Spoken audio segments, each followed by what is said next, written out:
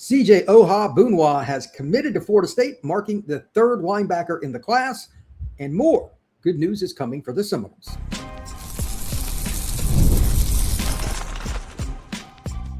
You are Locked On Seminoles, your daily podcast on the Florida State Seminoles. Part of the Locked On Podcast Network, your team every day. Welcome back into Locked On Seminoles. I'm your host, Brian Smith, longtime college football recruiting analyst. We're going to be talking about Florida State's class as a whole, how it compares nationally, and what's next for the Noles. Going to have a few surprises on my opinions and some thoughts on rankings. I have a few bones to pick with where some of Florida State's players are ranked and just kind of the overall direction they're going in recruiting. I'm pretty pleased, honestly, considering all things that are involved with this year's situation. I think Florida State fans will agree. And we're also going to talk about next to commit. This is the good news. Florida State's going to have a good week. And myself, Florida State fans, we could all use some good news. And to that end, CJ Ohuabunwa is a linebacker at a Greater Atlanta Christian. I've gotten a lot of background on him because I know somebody on that staff up there. And I'm very happy that he's going to be a part of the program. And if you take nothing else from this podcast, listen to the next 15, 20 seconds very, very carefully. Florida State has lacked leadership on many different fronts in its athletic department in the last decade. Anybody wants to argue with that? Please go look at the record for Florida State football. Go look at the fundraising, et cetera, et cetera. There's many different ways. But this staff this year has not only brought in some players that I think are underrated, and again, I'll get to that, but they brought in guys with a little more leadership. And if nothing else, no matter how this next season goes, that's great for the direction, not just your football program, but for your university. Leadership can never be undervalued. You just can't. You have to always look for it. Now, they still got to be able to run. They got to be able to hit. They got to be able to catch the ball, all that stuff. But when you find leadership, it is going to behoove your program to continue to find players just like that. And CJ fits that. I had somebody that I know that works at Greater Atlanta Christian message me, and I'm actually still in a conversation with him about him and some other players in the area. He's very excited about him. And I'd seen him last year. I'd seen his athleticism. Wasn't the biggest guy, but he was 100 mile an hour. They didn't have to ask him twice in drills. I went to a practice. Didn't have to ask him twice in drills. Hey, this is what you do. He just did it. He was the guy talking to other people. Amen to that. Football is a blessing. It is not owed to you, especially at a school like FSU. I mean, it's a P4 program. If you're going to play major college football, you need to earn your way there. Some guys have traits that you can't teach, like the Desir twins. Like when they walk in the room, okay, they look the part. I get it. But there's still other factors that come into play. And those two as well have earned that right to be discussed in that manner because they didn't care about their ranking. They came in and played like their hair was on fire. Be damned with the rankings. We're going to ball. They earn their place. I'm not saying CJ is going to automatically come in and just kill it for the Noles, but I guarantee you this, based on the intel I have, and my source is real good with this, again, he's on the staff up there, known him forever.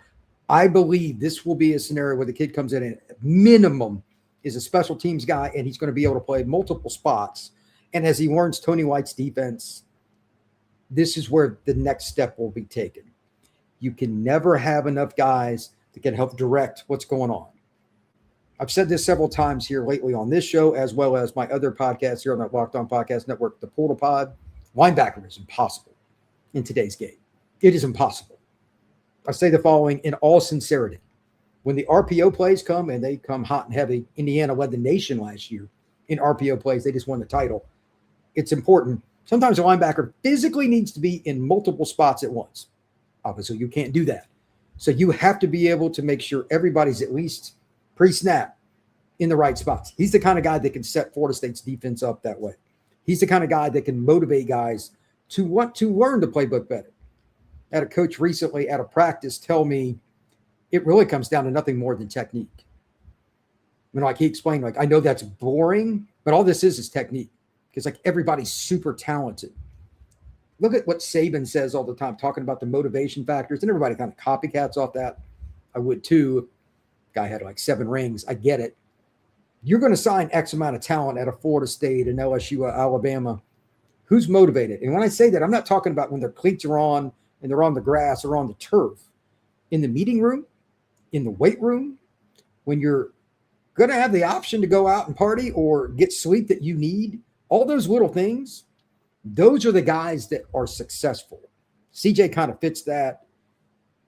And I know it's rare for high school kids to get that kind of love, but the guy I know, he's not going to BS me. If he said the kid's just a baller and he's got to mature, he would tell me. Amen again to that. And Florida State needs more of it. Now, what does he do best as a player? Just run through people. It is that simple at linebacker. Like, that's still my favorite thing. He's not the biggest dude. I didn't ask his current weight, but he's 210 maybe. He's going to have to gain a little weight, but this is the traditional way it works. And to be honest, I would strongly prefer guys that are in the 195 to 205 range at linebacker out of high school. Here's why. You need players that are going to be, and I'm picking on high schools because I know that weight rooms have gotten better. I would still rather have Florida State staff stack on the pounds than a high school staff. Because even if the high school staff is FSU's level, and there's some guys that probably are, there's not as many of them, and they don't have as much control over a high school kid as what a college does. So for those that don't know, your day is scripted. They do everything in their power at the college level not to give 18 to 22-year-olds with bunches of money free time. Bad things happen. So their weight room time, when they eat, every little detail to the best of their ability is fixed. And he's probably going to add the right weight at FSU. The kid's in the right size. He's already got the right mentality. And I know he can run. I've seen it with my own eyes. This is a young man that has a chance to play early at FSU. As for which position, that comes back to the weight a little bit too. Mentally, he carries himself like a middle backer. But is he big enough? I don't think he is, at least early in his career, barring something unforeseen, or if FSU wants to run more four-man fronts. Remember, Tony runs a ton of different looks. It's very complicated. That's probably not much fun for linebackers either, but in the NFL, they kind of have to do that too because all the same problems at college carry over to the National Football League. If you don't run multiple fronts up there, unless you got Myles Garrett or somebody on the edge that nobody can block, you're going to get crushed. Same thing in college. If you don't have an incredible down four as natural pass rushers, and there's like one or two teams like that a year, you got to change your fronts. You got to change your blitzes because those quarterbacks, even bottom of the league, ACC, look at Virginia last year. Virginia, everybody can throw it. Wake Forest, what'd they win? 8-9 games last year? Wake Forest. If you do not change fronts, it's a problem. So you need kids like CJ that not only he knows where to line up, he's going to be in the right spot, and maybe it's Will to start, maybe he plays some Mike, but he can also be a nickel and dime linebacker in the long term. That's very important. I hate this, but it's still true because I like old school power football. On 3rd and 5, if you don't have a good linebacker that understands his role, whether it's blitzing or whether it's zone or whether he's just spying the quarterback, you get killed. How many times do drives get extended because the quarterback beats a defensive end and or the spy linebacker, whatever it may be, to the perimeter? They don't even run. But eventually people are going to get open. I don't care if you've got the top 4 DBs in the country in your secondary. Florida State's got some dudes like Rawls. They're going to get open. You must mitigate what that situation is outside the pocket. That has just become an albatross in college football. It's a little bit that way in the NFL, but in college, it's really bad. Teams don't protect the edges well enough, and Florida State's definitely culpable as well. This is the kind of guy that can help alleviate that. So I'm really excited about him as a player because he has all the intangibles that you want to see in a football player. Florida State used to be full of these kind of guys, and it's why I watched Florida State.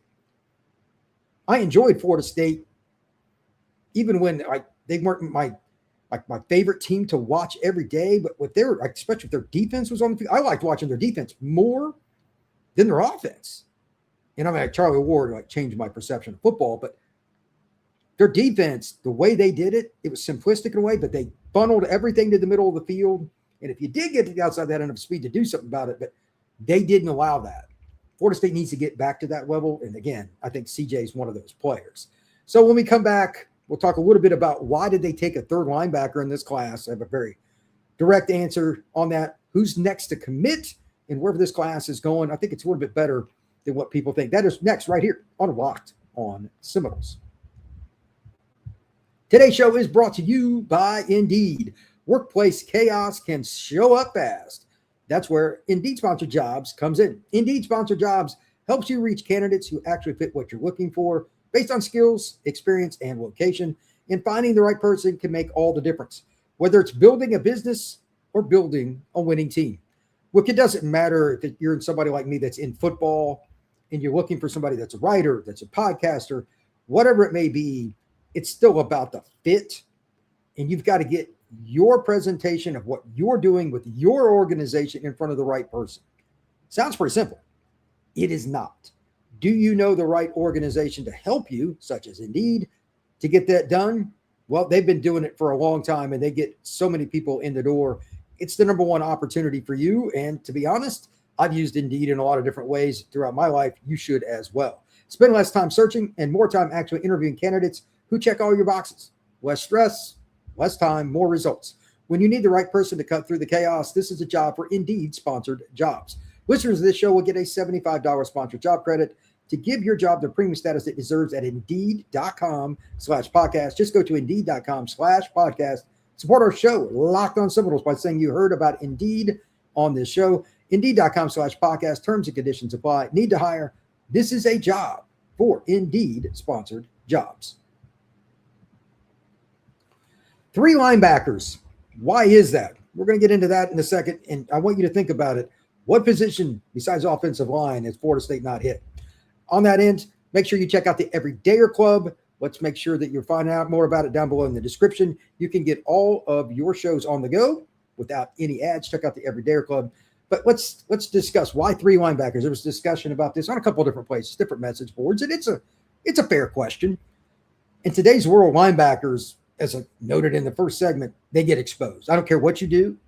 I don't care which linebacker you want to pick. It could be Ernie in his prime, the current linebacker coach of the Knowles. He's one of the greatest linebackers that I've ever watched. I don't care. They're going to be exposed. So why are you stacking up more? 2 prime reasons. Number 1, Florida State's under-recruited the position. And number 2, what I just talked about with CJ, they got to find more leadership. They've got to find more guys that just want to represent the garnet and gold. Pride in the program, I don't know how you measure it because it's not something that's numerical, but Florida State needs more of it. CJ's the kind of guy, even if Florida State's down 20-0, it's going to play just as hard as if they were up 20-0. That never goes out of style. So I think it's not just, okay, we need X number of players at this spot and this spot. You always have to give yourself a little wiggle room. I won't go into too many specifics, but I do things nationally looking at recruiting. There's a couple of schools that I know what their numbers were like back in January at different spots. But sometimes things fall in your lap too. This is kind of the asterisk. Florida State went after several linebackers. You don't know who you're going to get.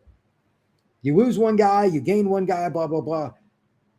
Losing Batson, I'm like, that sucks, man. He was a good player, kid from Lee County. But to end up with the 3 they did, guys that have different levels of talent that can be mixed and matched, this is a pretty good group. This is what, when I was growing up, Florida State did. They signed guys from areas that are familiar to Florida State fans, Georgia, South Carolina, Alabama, and, of course, the great state of Florida. And they kick people's butts. Occasionally, they get a kid from Maryland or Texas or something to play linebacker, whatever. But it was usually deep south. All 3 of the backers that are now committed are from the state of Georgia. CJ, obviously, Greater Atlanta Christian. Jernard Albright, he's down in the southeastern part of the state, not that far outside of Savannah. He plays at Effingham County. I think he's the most versatile, most physically gifted of the 3. Then Olrick Johnson, he's at Harrison High School, right there by CJ, honestly. They're really close to where they live together or live in the same area. I think that the 3, CJ's your will. At least this is initial. Things can change with weight and all that. Olrick Johnson is a Mike. Jernard Albright, the kid out of Effingham County in southeastern part of Georgia, is the wild card, and this is great. He can play will at some point, but he's a guy that is athletically gifted enough, and like he'd be big. If they wanted to try him at strong safety, at least initially, and or especially with the specialty packages in today's football, like I was talking about with CJ in the first segment, that's cool. You want to put him over the slot against certain teams that are going to run the ball more, or they're really, really, really going to use the tight end in the slot a lot to be running. It's obvious. We're coming out in 2 tight end set and both our tight ends are in the slot. Okay. You're probably going to run some screens here. Tight ends are an extension of the running game by being big blockers on smaller guys. You better have an incredible corner to play that nickel spot, or you're going to go safety or linebacker. I can say there are very few teams that are going to have a more gifted guy coming in athletically than Jernard Albright that could do that. So maybe he plays that and he learns, crosses. It will. There's a lot of different things, and much like CJ, Jernard's a kid's going to play special teams from day one. He fits the role, and Florida State special teams have had some pretty good moments in the last few years. Kickoff returns for touchdowns. The kicking game's obviously been good. Got a couple All-Americans and all that. But you can never have enough linebackers for those kinds of situations, especially ones that can help your punt block team, field goal block team, and just be really good on coverage. I think Albright will fit that. So as a whole, all these guys are 3-star linebackers for whatever it's worth. If I was to pick one, Albright would be the one I would rank the highest because, like, just physically, if you're just going to watch tape and project, I think it's easiest to say, well, he's the guy. He's got a little bit of length. He's a kid that's played multiple spots, receiver, DB, linebacker, he can do whatever. There's a projection here. I'm cool with that. I have more information about CJ because I got a buddy that works up there at GAC, but he's another kid. I think people just look at the measurables and go, I think he could be a 4-star as well. And I'm curious to see if his ranking really improves for the networks. I don't care if it's Rivals, ESPN, whatever. If he has a good year, and again, he's a Greater Atlanta Christian. They do not shy away from schedule. They play some pretty good teams. So I think that's pretty good. And then finally with this again, to reiterate, they needed numbers. Guys get hurt. Linebacker is a vicious position. So I'm cool with them taking 3 there. For those who are wondering about the 2, I'm good. As for commitments, Marquise Fennell is going to make a decision. I want to say it's the 24th. It's coming up. Sam Lejeune, I don't know the date, but I'd imagine it's this week or next. The Stephen Thornton kid out of Cairo, I have not heard anything in the last 24 hours, but he took that visit to Virginia Tech. He posted something on X or Instagram, maybe both, about, hey, is Florida State the right move? Or yada, yada. He's trying to get followers and all that. I still think they're going to get him. There are a few other guys possible, but right now they're sitting at 12 commitments. And to be honest, they're ahead of the curve on where I thought they would be. Let's talk more about why to kind of end the show and kind of go through what they have to do to finish, considering all the circumstances. Next, right here on Locked On Seminoles. Today's show is brought to you by Odoo. Running a business shouldn't feel like you're trying to connect a bunch of systems that were never designed to work together. One app for accounting, another for inventory, and another for sales. And somehow, none of them talk to each other. That's where Odoo comes in. Odoo is an all-in-one business management software that brings every part of your business together in one powerful platform. Sales, accounting, inventory, and marketing, everything works in one place, helping your team move faster, be more organized, and focus on growing a business instead of managing software. The best organizations know that success isn't just about talent. It's about having that talent, but everyone has to be working toward the same goal. And that's true in sports, just like it is in business. As I was just talking about with Florida State's linebacker recruiting, they finally got a good script. And I think Ernie's done a nice job at the linebacker spot. He obviously knows the position. He played it for Florida State. He played it in the NFL at a high level. He was a tremendous player. Having that cohesiveness and how they've set it up is important for their current roster. And with the 3 recruits they got, I think they're going to blend into well together. That's what you want to do with your business. And that's why great organizations win, because operations matter. And that's why you should get Odoo. Try for free today at odoo.com/locked on. That is odoo.com/locked on. All right, let's talk about Florida State's class as a whole, and let's kind of understand where they're at compared to what the expectations were. Let's set the table with that first. I thought this class was going to be awful at the beginning. I absolutely did. Norvell's on the hot seat. Everybody thought he was getting fired last year. He didn't. This is the death march, all that. And I still think a lot of that is true in some ways, and this could still implode. It's possible, but it's not locked like I originally thought, and here's why. I always bring up relationships. This staff has just done a really good job with kids. Go read any of the interviews. It's not the normal just BS lines the kids give us. Like when we go interview kids at Under Armour or whatever, there are some guys I'm like, this guy's just giving me some blah, blah, blah. He's been trained on what to say. This interview is terrible. But there are kids that will give you insight, some of them you can't publish on the record, that go into the depths of what's really important to them. And you can tell a lot of the kids just like being at Florida State. That never goes out of style. Now, I'm not talking about people, they just feel comfortable on campus and all that. There's been more of that. And secondarily, you have to set up those visits, meaning the people in the back office, Norvell, everybody involved, if it's Ernie, Tim Harris, Herb Hand, whatever, they all have to be involved in that. So you got to give them credit. They built the relationships. They built the bond with Florida State. I think this staff, no matter what happens this season, you're going to see a lot of these kids stick, even if there is a head coaching change. Normally, I would not say that. These kids really like Florida State. Go read the quotes. Don't believe me. Believe what they said, a.k.a. what they've done. Taking the visits over and over. Making sure they got back to campus. They're getting kids that Georgia offered, Clemson offered, Florida offered, that probably, again, aren't getting the credit they deserve.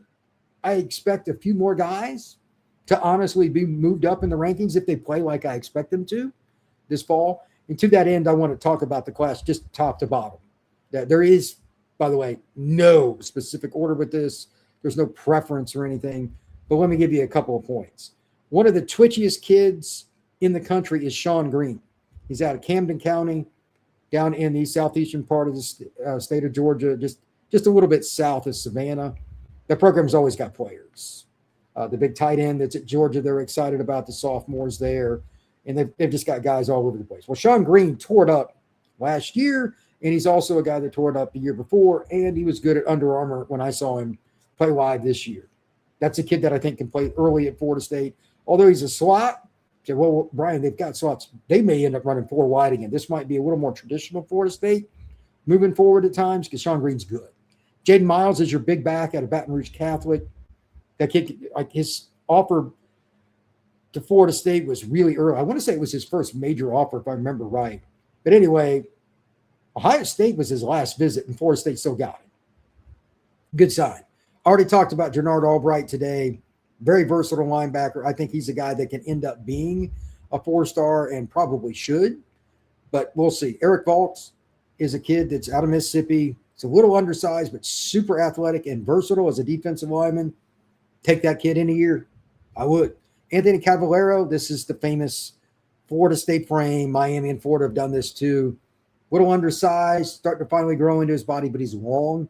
He fits the defensive end role. Will he develop? That's up to him in Florida State, but the tools are there. But Jay Thompson, the young man they just took out of Crest High School, I've spoken about him extensively in the last week. He's just a good football player. Bama in Georgia, again, offered that kid early.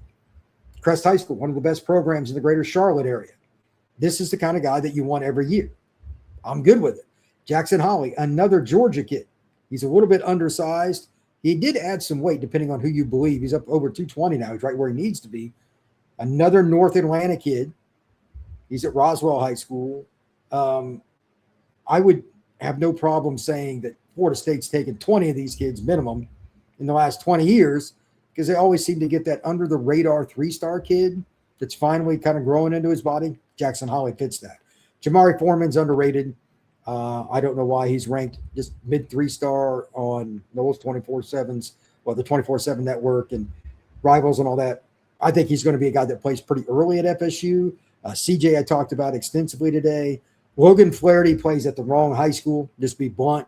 He's at Port Charlotte in Southwest Florida, not that far from where my aunt lives. It's the weakest part of the state in terms of population and talent. But if he played at one of the prominent programs in Tampa or Orlando, he'd probably be viewed a little differently.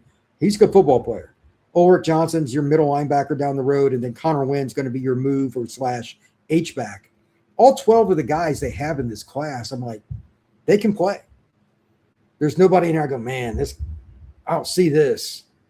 And I think everybody knows by now, I'm about as blunt as it gets.